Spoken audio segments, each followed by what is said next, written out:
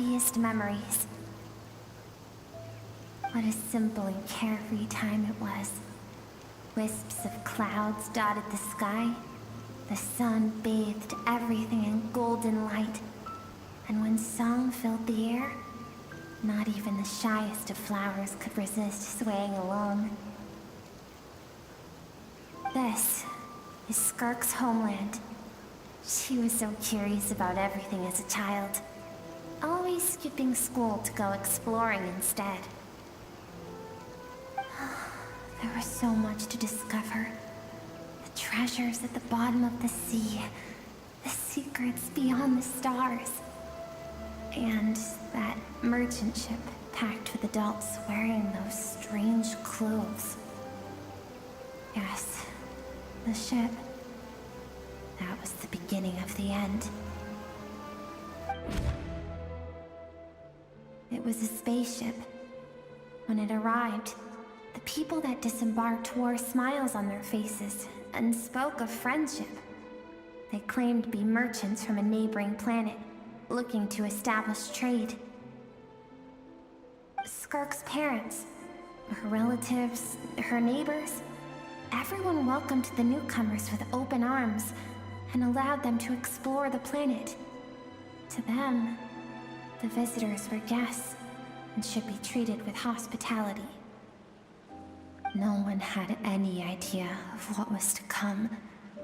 Several months later, an army of unknown origin arrived without warning and carried out a ruthless campaign to destroy everything and everyone on the planet. Skirk had skipped school that day, like so many times before, so she was not caught in the immediate wave of destruction. But when she came home that day, only fire and ruin awaited her. Countless people cried out to her for help. People she knew and loved. Friends and relatives. The little girl who lived next door. The shop owner with the bad leg. The bad-tempered teacher she had made fun of just that morning. Their lives were discarded like worthless trash as the fire consumed one life after another. Skirk was helpless. All she could do was run. And so she did. She kept running until an unexpected figure crossed her path. If Sertology hadn't been there in that moment, the fire would have claimed her life too. And there she would have remained, left to rot in the scorched earth, with no answer as to why any of this was happening.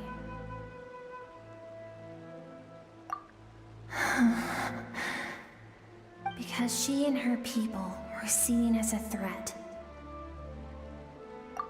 As the initial merchant ship explored the planet, they discovered that it hadn't always had the condition to support life.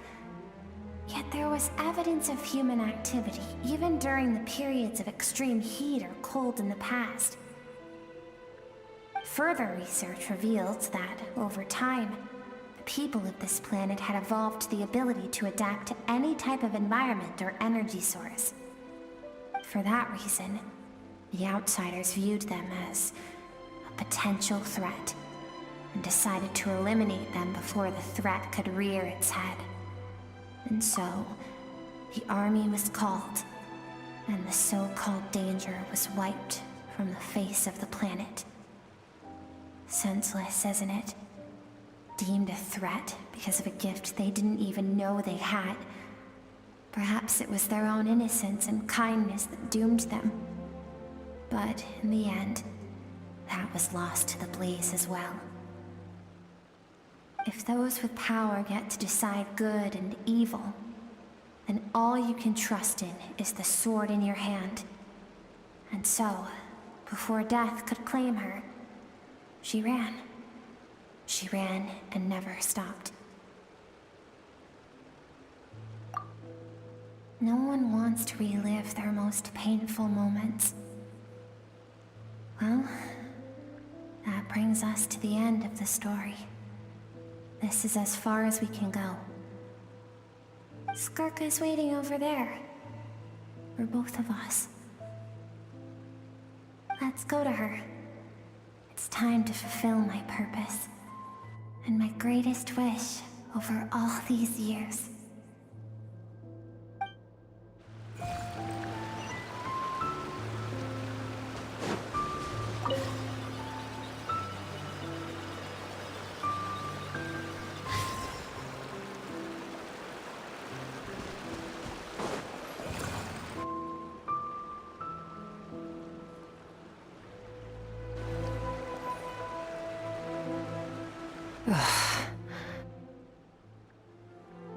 So all this, just so you could bring her here?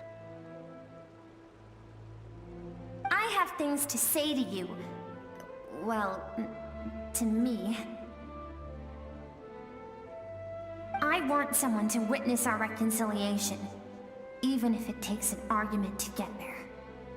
And she is the best choice in this moment.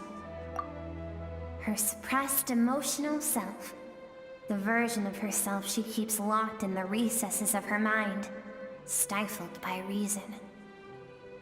All those rejected impulses, those discarded aspects of your past selves, they are a part of me now. I am who you used to be. Someone you have refused to face for too long. So, I came to face you instead. You're wrong. I've faced you all along. And that's exactly why I keep you locked here. Your existence makes me weak. Moments of joy and longing are when we are most vulnerable. Don't forget, it was a penchant for goodness over reason that doomed our homeland in the first place. The vastness of the universe renders everything insignificant. Our feelings most of all. Even so, learning from the mistakes of the past doesn't have to mean erasing everything. Strip yourself of your so-called weaknesses, emotions like kindness and empathy, and what makes you any different from the ruthless soldiers who slaughtered our people? The difference is that I'm doing what is right, what is necessary. I allow you to exist, but with limited freedom. That is the greatest kindness I can offer. I have shouldered everything you couldn't carry. I rose above the numbness and emptiness, and it was cold, unfeeling reason that brought me this far. It made me who I am. It made me strong. That is the problem. I want to shoulder those things together. On the grand scale of the entire universe, maybe our feelings are vanishingly small, but why should that mean they don't matter? Emotion gives warmth to the cold expanse of space. It gives meaning to the world around us. Think back to those nights of gazing at the stars, those afternoons of exploring the unknown. Think back, and let them grant you peace. A brief respite from the pressure you put on yourself.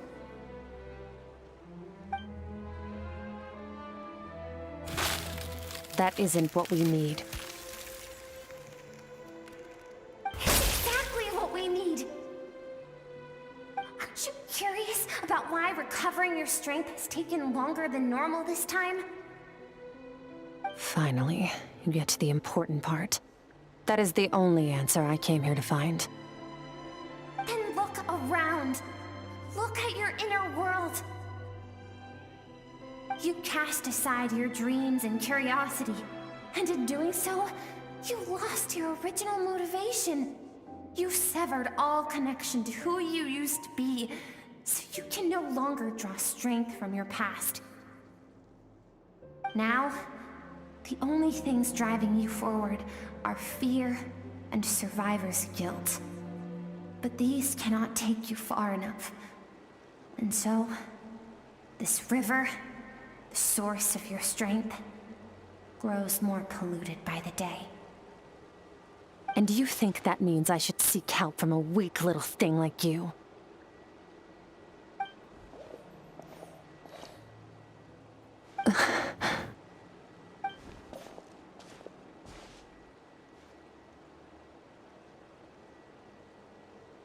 Thank you for saying that. I knew bringing you here would be the right choice. To be honest, I'm not here to argue with you. This isn't about who's right or wrong. And in fact, I agree that in order to make it through the wake of that tragedy, we had to distance ourselves from the pain through reason over emotion. But what is right at one point in time isn't always right forever. I know you will never forget that fire. I know the fact that you were the sole survivor fills you with guilt. And I know that among the voices that haunt you, mine is there too. Because deep down, you know that you didn't turn out to be the person you wanted to be. All those unfulfilled hopes are like knives to the heart. And I don't want you to hurt anymore. So even if you can't accept me, I hope, at least, that you can let go. I keep thinking, maybe it would be better if I had died. I wouldn't be haunted by that fire all the time. I wouldn't have to go on like this.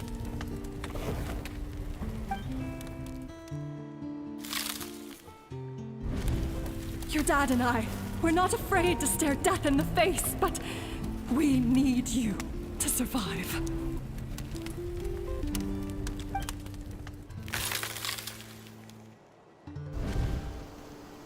I'm sick of being a kid. There's so many amazing things out there, and I'm ready to see them all.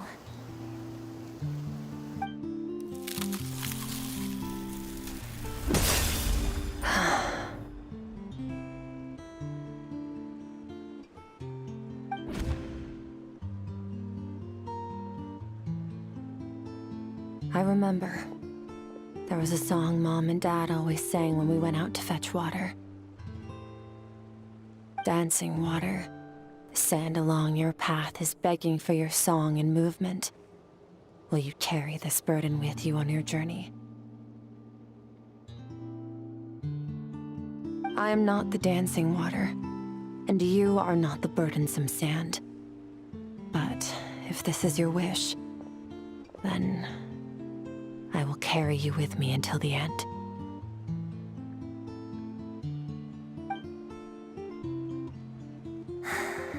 Thank you.